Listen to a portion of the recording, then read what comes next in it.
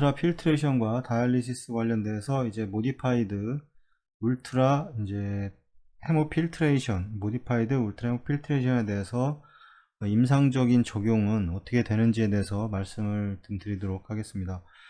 CPB가 이제 모두 다 수술이 끝나고 이제 CPB가 다 이제 끝나고 수술이 끝난 다음에 이제 나서 이제 모디파이드 울트라 헤모필트레이션은 이제 롤러 펌프가 이제 필요하게 됩니다. 왜냐하면 이제 에올타에 캐놀레이션이 되어 있고 연결되어 있고 회로가 있고 그 다음에 이 회로 하나를 분지를 따서 이제 헤모필터가 연결이 되어 있고 그 다음에 이게 이제 리저버로 들어가게 됩니다. 원래는.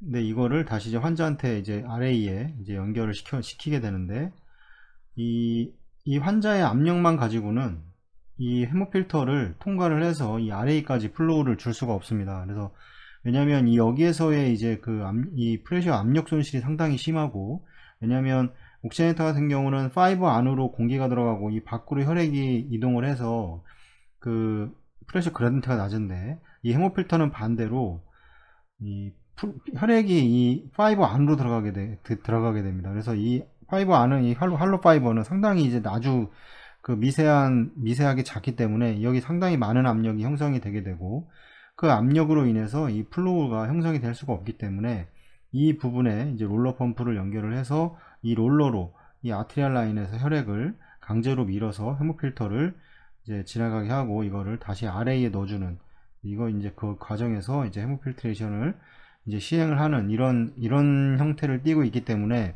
이 롤러가 무조건 설치가 돼야 됩니다. 이 롤러가 설치가 되지 않으면 절대로 이 모디파이드 울트라 헤모필트레이션이 이제 실행이 될 수가 없습니다. 그 이유는 말씀드렸지만 이 헤모필터 안에서의 이 프레셔 그라디언트가 상당히 높기 때문에 이 아트리알 라인에서의 압력으로만 이 헤모필터로 혈액을 보낼 수가 없습니다. 이것은 환자로부터 이제 아트리알 라인을 거쳐서 이제 울트라 필트레이터를 거친 뒤에 이제 비너스 라인을 통해서 다시 환자에게 이제 보내주기 이제 위함입니다. 그래서 이거는 이제 환자의 이 모디파이드 울트라 헤모필트레이션은 플로우의 방향이 반대입니다. 이 체순환과는 비너스에서 드레인이 되고 다시 아트리알 라인으로 들어가게 되는데, 반대로 이 모디파이드 울트라 헤모필트레이션은 이 아트리알 라인이 캐놀레이션 된 상태에서 그 압력을 이용해서 이제 압력을 여기서 리트로그레이드로 혈액을 빼내게 되고, 그 다음에 이 롤러 펌프를 이용을 해서 그 다음에 헤모필터를 거쳐서 이게 다시 이제 RA로 이제 들어가게 되는 이런 과정을 거치게 됩니다. 그래서 반대 방향을 가지고 있고, 이 환자의 이 블러드 볼륨이 농축이 되었을 때 이 혈력학적 안정을 유지하기 위해서 이제 아트리알 펌프로 이 서킷을 통해 환자에게 이제 블러드를 수혈하는 데 사용할 수가 있습니다. 이거는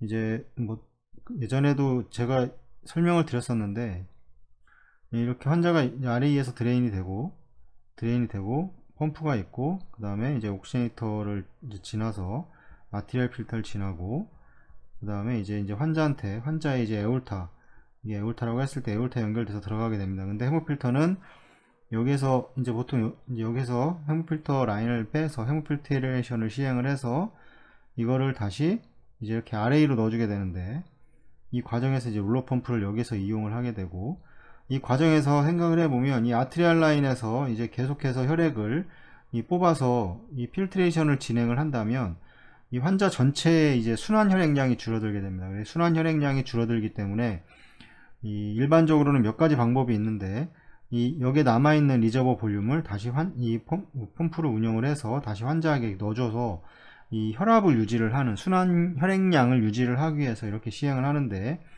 이 방법도 그렇게 효과적인 방법은 아닙니다. 이렇게도 보통 하긴 하는데, 제일 좋은 방법은 모디파이드 울트라 필트레이션에서 가장 그 원칙적인 방법은 모든 혈액은 이 헤모필터를 거쳐서 가는 겁니다. 환자한테서 아트리알 라인에서 뺄 때도 헤모필터를 거쳐서 당연히 가야 되지만, 여기 리저버에 있는 볼륨, 회로에 있는 볼륨을 줄 때도 일로 바로 이 아트리알 라인으로 들어가는 게 아니고 이 헤모필터를 거쳐서 RA를 거쳐서 들어가야 되는 겁니다. 필트레이션을 거쳐서. 이게 가장 효과적으로 할 수 있는 방법이고, 이렇게 시행을 해야지 10분에서 20분 정도 했을 때 이제 환자마다 다르겠지만 최소 7에서 8, 아주 미니멈하게 7에서 8%의 헤마토크리트 상승은 꼭 보여야 됩니다. 이게 보이지 않으면 아마 그 그 어플리케이션이 제대로 되어 있지 않는 겁니다. 그래서 환자의 이제 수혈을 하는데 사용할 수가 있습니다. 이 펌프로 서킷을 통해서 설명을 드렸고, 일단 비너스 리저버가 이제 비워지면 이제 크리스토일 솔루션을 리저버에 추가를 합니다. 이제 완전히 이제 볼륨이 이만큼 있었던 게 완전히 내려가서 볼륨이 비워지게 이제 된다고 하면 이 부분을 다시 크리스톨로이드 볼륨을 채워서 이제 회로에 남아있는 이 센트리퓨갈, 그 다음에 이제 여기 옥시저네이터, 그 다음에 이 아트리알 필터, 여기 모든 이 회로에 남아있는 혈액을 이 크리스톨로이드 볼륨을 이용해서 점점 이제 밀어내게 됩니다. 밀어내서 이 모든 회로에 있는 라인에 있는 혈액을 모두 다 환자한테 다시 다 주입을 해주는 이제 이런 과정이 이제 모디파이드 과정인데, 이런 식으로 해서 이제 시행을 하게 되고, 이 서킷의 블러드가 계속 환자에게 수혈되는 동안 이제 서킷에 남아있는 블러드가 이 모두 환자에게 수혈이 될 때까지 이제 크리스톨 솔루션으로 이제 대치가 되게 되고, 결국 서킷은 이제 결국 남아있는 거는 이제 크리스톨 솔루션만 이제 남아있게 됩니다. 이제 결국에는 어디만 남아있느냐면 이 A라인만 볼륨이 뭐 한 150cc 정도만 남아 있습니다. 이거는 그냥 뭐 볼륨이 부족하면 이제 펌프로 밀어줄 수가 있고, 그래서 이 모든 회로에는 크리스톨로이드 볼륨으로 다 대치가 될 수 있도록 이렇게 만들어야 됩니다. 실제도 이렇게 운영을 하고 있고, 펌프를 이용해서 블러드를 이제 아트리알 캐놀라로부터 이제 아스피레이션 하고 있기 때문에 계속 이제 롤러 펌프를 이용을 해서 이제 당기고 있기 때문에 이 아트리얼 캐놀레이션 프레셔 이제 스트링으로 공기가 유입될 위험성이 있습니다. 그래서 이 에올타에서 캐놀레이션이 돼서 빠져나와서 이제 이게 헤모필터로 이렇게 지나가기 때문에 여기서 롤러 펌프를 이용을 해서 이제 이 혈액을 당겨오기 때문에 여기 아트리알 이제 펄스트링 되어 있는데 그 안으로 너무 많은 플로우를 주게 되면 그 안으로 이 공기가 빨려 들어올 수가 있기 때문에 상당히 조심을 해야 됩니다. 그래서 만약에 어디가 콜랩스 이제 공동화 현상이 발생이 되면 절대 안 되고, 그래서 플로우를 너무 과도하게 올려서도 안 됩니다. 그래서 이런 위험성 때문에 이제 그렇게 되는 거고, 이 MUF를 시작한 후에 특히 이제 아트리얼 캐놀라를 통하는 혈류가 이제 리트로그레이드로 이제 안테그레이드로 바뀌게 되면 이제 아트리얼 캐놀라에서 에어를 꼭 체크를 해야 됩니다. 하고 나서 이제 아트리얼 보통 캐놀라가 이게 공기도 제거하는 이제 어떤 역할도 하게 되는데, 이게 보면 이제 여기 보통 캐놀레이션이 이렇게 이제 되어 있고 이제 리트로그레이드 볼륨으로 계속 빼게 됩니다. 실제로 이렇게 이제 빠지게 되고 롤러 펌프 때문에 헤모필트레이션을 진행을 하면서. 근데 모든 게 끝나고 나면 이 심장에 있던 볼륨이 이 캐놀라가 이렇게 보통 곡선을 이루고 있는데 이 부분에 공기가 이렇게 모여 있을 수 있습니다. 이렇게 아치 모양처럼 이 부분에. 그래서 이 남아있는 한 150cc 정도가 남아있다고 했었는데 모든 게 끝나고 나면 이 부분을 밀어주는 과정에서 이게 이제 그 에올타로 들어가 버릴 수가 있기 때문에 항상 모디파이드가 끝나고 나서는 이 부분에 공기가 없는지를 꼭 확인을 해야 됩니다. 그래서 항상 이제 그쪽 캐놀라에 이 아치를 형성하고 있는 부분에 공기가 있는지 없는지 필드에 얘기를 해서 이제 없다고 하면 이제 그 남아있는 혈액을 이제 주입을 할 수가 있을 겁니다. 그래서 주입을 할 때도 아주 천천히 조심스럽게 주입을 해야 되고, 갑자기 팍팍 플로우를 준다거나 그러면 확 밀려 들어갈 수가 있기 때문에. 그 다음에 이제 모디파이드 울트라 필트레이션을 진행하면서 이제 역행적으로 플로우를 이제 강제적으로 당기기 때문에 이 공기를 제거하는 이제 그런 역할도 할 수가 있습니다.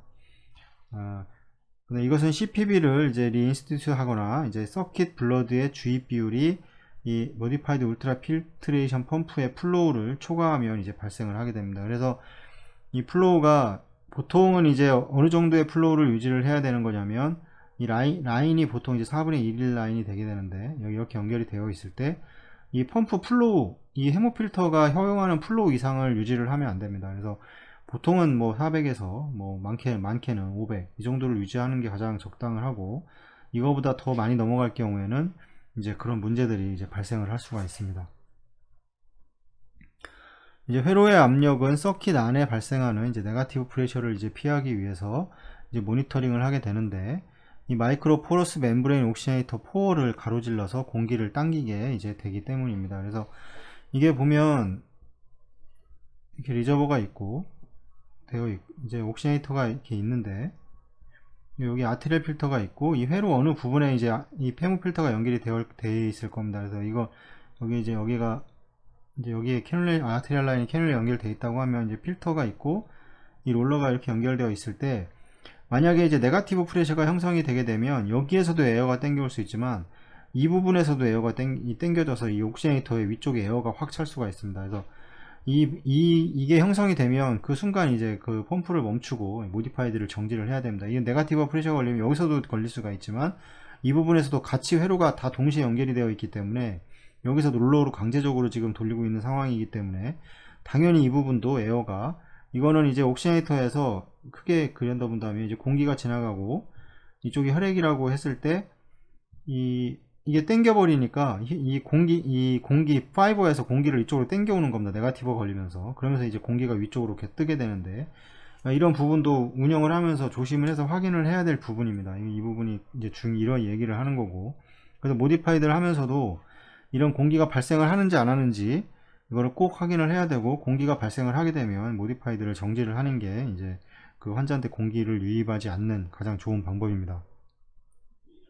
이 네거티브 프레셔는 이제 아트리얼 라인이 뭐 이렇게 비틀려 있거나 아니면 꺾여 있거나 이제 클램프 되어 있다는 것을 이제 의미를 하게 되고, 이 모디파이드 울트라 필트레이션을 수행하기 위해서 이용하는 많은 회로 설계가 있습니다. 실제로도 많이 있고, 뭐 카디오플레이지아를 주입하던 펌프를 이용을 해서 이제 모디파이드를 시행하는 병원도 있고, 실제 이제 그냥 롤러 펌프를 이용을 해서 하는 병원도, 저 같은 경우는 이제 카디오플레이지아를 굳이 운영을 하지는 않는데 그 방법보다 다른 방법을 이용을 해서 이제 운영을 하게 되고, 이러한 기술 중 몇 가지에서 추가적 펌프를 이제 생략을 할 수가 있는데, 이것은 울트라 필트레이터를 통하는 혈류를 단지 동맥과 정맥 혈액 사이에 이제 압력차에 생기는 이 동맥 정맥 단락에 의해 조절하게 함으로써 이제 가능하다. 그런데 이게 베인에서만 이렇게 할 수도 있습니다. 근데 이 회로를 다시 만들어야 되는 복잡한 과정이 필요하게 되고, 그래서 이제 가장 크게 연결되어 있는 아트리얼 라인에 이제 이거 8분의 3인데 보통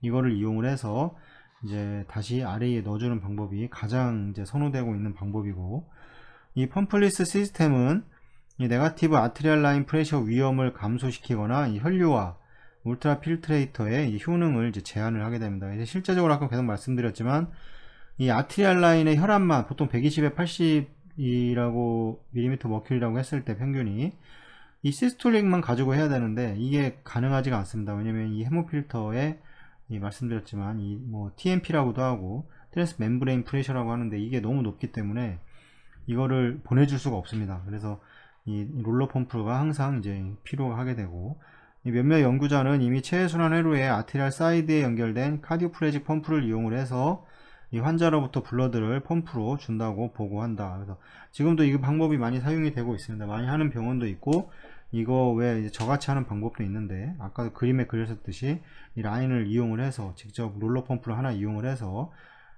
사용하는 방법을 하게 되고, 이 카디오플레이저 시스템은 환자의 이제 쿨링을 피하기 위한 힛 익체인저, 프레셔 모니터링, 이 버블 트랩, 비너스 라인으로 쉽게 연결할 수 있는 카디오플레이저 라인을 포함하고 있어서 이제 매우 유용하다 이렇게 이야기를 하고 있습니다.